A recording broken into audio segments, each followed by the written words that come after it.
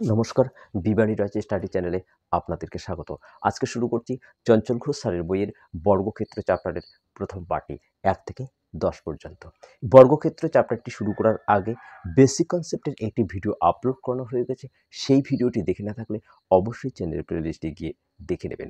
চঞ্চল ঘোষ স্যারের বইয়ের বেশিরভাগ চ্যাপ্টারে কমপ্লিট করানো হয়ে গেছে। সেই ভিডিওগুলো দেখে না থাকলে অবশ্যই দেখে নেবেন।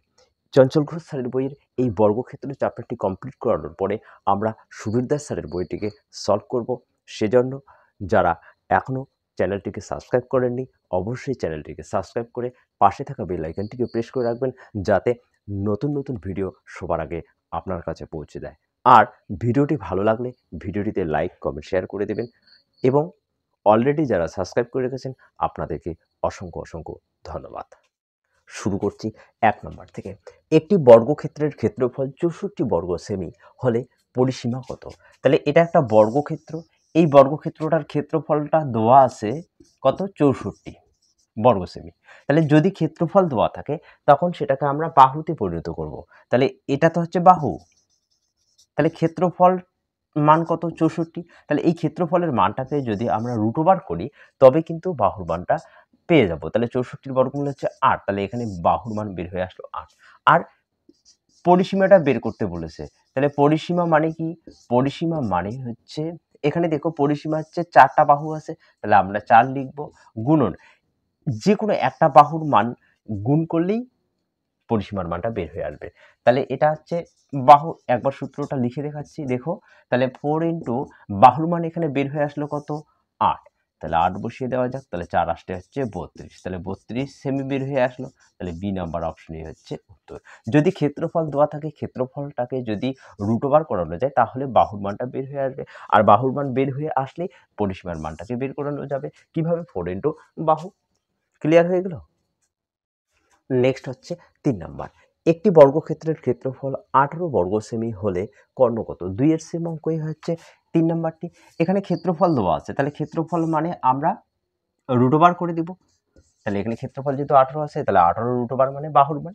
আর সামনে তো √2 হবে, তবেই বের হয়ে আসবে কর্ণের মানটা, তাই তো?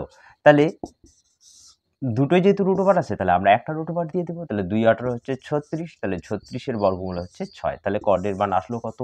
৬। এই নাম্বার অপশনই হচ্ছে উত্তর। তাহলে এই অঙ্কগুলো দেখো, দেখা মাত্রই করে দিতে পারবেন।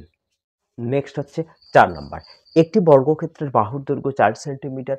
বর্গক্ষেত্রের বাইরের চারদিকে ১ সেন্টিমিটার চওড়া রাস্তার ক্ষেত্রফল কত? তাহলে একটা চিত্র এঁকে দেখাচ্ছি দেখো। এটা একটা বর্গক্ষেত্র। এই বর্গক্ষেত্রটার বাহুর দৈর্ঘ্য দেওয়া আছে ৪ সেন্টিমিটার। তাহলে এদিকে যদি ৪ হয় তাহলে এদিকে তো ৪ হবে, যেহেতু এটা বর্গক্ষেত্র। তাহলে দুই দিকে রাস্তা বেড়েছে কত?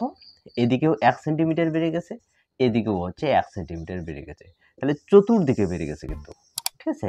একদিকে না, চতুর্দিকে। তাহলে আগে তো ছিল ৪, পরে এদিকে বেড়ে গেল কত? ১ আর ১ এ হচ্ছে ২। তাহলে ৪ আর ২ এ যোগ করলে হয়ে যায় ৬ সেন্টিমিটার। তাহলে এদিকে ১, এদিকে ১ বেড়ে হয়ে গেল ৬ সেন্টিমিটার। তাহলে এদিকে যেহেতু ৬ সেন্টিমিটার, তাহলে এদিকেও বেড়ে গেল ৬ সেন্টিমিটার। তাহলে এটা হচ্ছে রাস্তা সহ কিন্তু বাহুর দৈর্ঘ্যটা। তাহলে রাস্তা সহ বাহুর দৈর্ঘ্যের যেটা মান বের হয়ে আসলো, এটাকে আমরা গুণ করব। তাহলে ৬ এর স্কোয়ার মাইনাস করে দিতে লাগবে। এখন এই রাস্তা বাদ দিয়ে আগে বাহুর দৈর্ঘ্য কত ছিল? এদিকে ৪, এদিকে ৪। তাহলে এটাও কি করতে লাগবে? স্কোয়ার করে দিতে লাগবে। তাহলে ৬ স্কোয়ার মানে ৩৬, ৪ স্কোয়ার মানে হচ্ছে ১৬। তাহলে ৩৬ থেকে ১৬ বাদ দিলে হয়ে যায় ২০। তাহলে বি নাম্বার অপশনই হচ্ছে উত্তর। দেখো কত শর্টকাটভাবে অঙ্কটাকে করানো যাচ্ছে। নেক্সট হচ্ছে ৫ নাম্বার। একটি বর্গক্ষেত্রের বাহুর দৈর্ঘ্য ৬ সেন্টিমিটার। বর্গক্ষেত্রের বাইরের চারদিকে ২ সেন্টিমিটার চওড়া রাস্তার ক্ষেত্রফল কত? ৪ এর সেম অঙ্কই হয়েছে ৫ নাম্বারটি। তাহলে বোঝানোর সুবিধার্থে আমরা ছবি অঙ্কন করে অঙ্কটিকে সলভ করব। তাহলে এটা একটা বর্গক্ষেত্র। বর্গক্ষেত্রটার বাহুর দৈর্ঘ্য ৬ সেন্টিমিটার। তাহলে এদিকেও হয়ে যাবে ৬ সেন্টিমিটার। এখন চতুর্দিকে ২ সেন্টিমিটার করে একটা রাস্তা বেড়ে গেছে। তাহলে এদিকেও ২ হয়ে যাবে, এদিকেও ২ হয়ে যাবে। তাহলে বেড়ে গেল কত? ২ আর ২ এ ৪। আগে ছিল ৬, পরে বেড়েছে ৪। তাহলে ৬ আর ৪ হচ্ছে 10 সেন্টিমিটার। তাহলে টোটালটা হয়ে গেল 10, তাহলে এদিকেও তো হয়ে যাবে 10, তাহলে এই দুটোকে গুণ করে দিতে লাগবে। তাহলে 10 এর স্কোয়ার মাইনাস আগের যে বাহুর মানটা আছে আগের বাহুর মানটার স্কোয়ার করে দিতে লাগবে। তাহলে 6 এর স্কোয়ার, তাহলে 10 এর স্কোয়ার মানে হচ্ছে 100, 6 এর স্কোয়ার মানে হচ্ছে 36, তাহলে 100 থেকে 36 বাদ দিলে হয়ে যায় 64। তাহলে সি নাম্বার অপশনই হচ্ছে উত্তর। তো এগুলো কিন্তু বোঝানোর সুবিধার্থে করানো হয়েছে। অঙ্কটাকে দেখবেন আর একদম এইখানের মধ্যেই অঙ্কটা কমপ্লিট হয়ে আসবে। নেক্সট হচ্ছে 6 নাম্বার।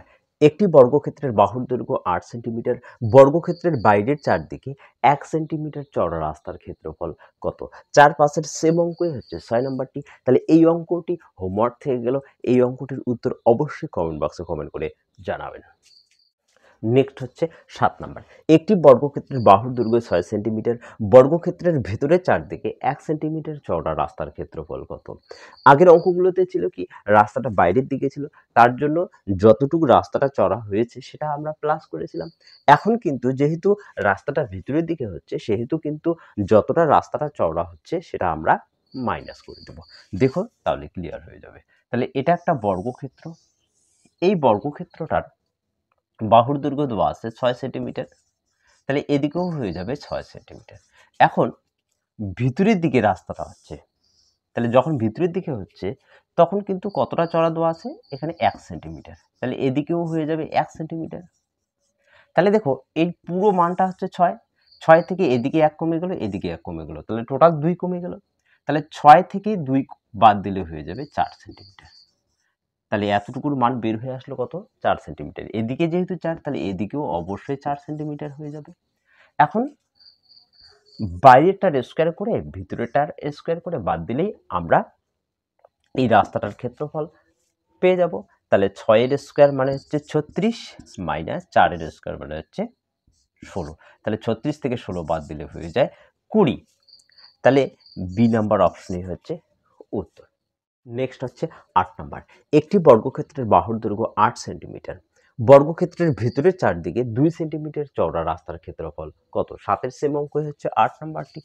তাহলে ছবিটি একবার এঁকে দেখাচ্ছি, দেখো এটা বাহুর মান দেওয়া আছে 8 সেন্টিমিটার, তাহলে এদিকেও হয়ে যাবে 8 সেন্টিমিটার। এখন ভিতরের দিকে রাস্তা কতটা চওড়া?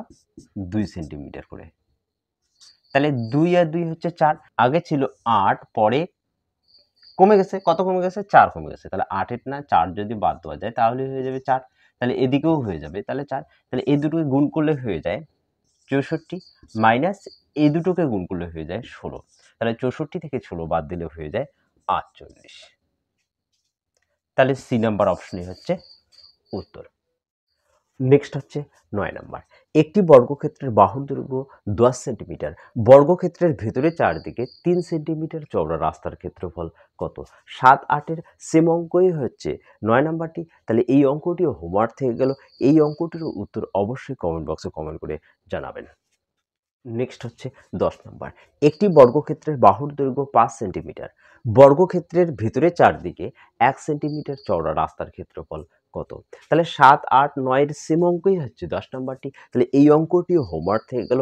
এই অঙ্কটির উত্তর অবশ্যই কমেন্ট বক্সে কমেন্ট করে জানাবেন। ভিডিওটি এই পর্যন্তই, দেখা হচ্ছে নেক্সট ভিডিওতে। ততক্ষণে ভালো থাকবেন, সুস্থ থাকবেন। ধন্যবাদ।